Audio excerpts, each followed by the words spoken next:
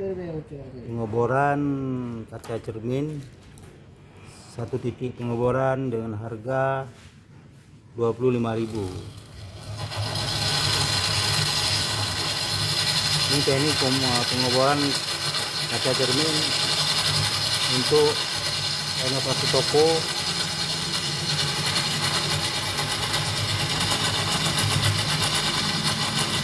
Ini dilakukan oleh orang-orang yang ahli, tidak bisa dilakukan oleh orang-orang yang belum berpengalaman.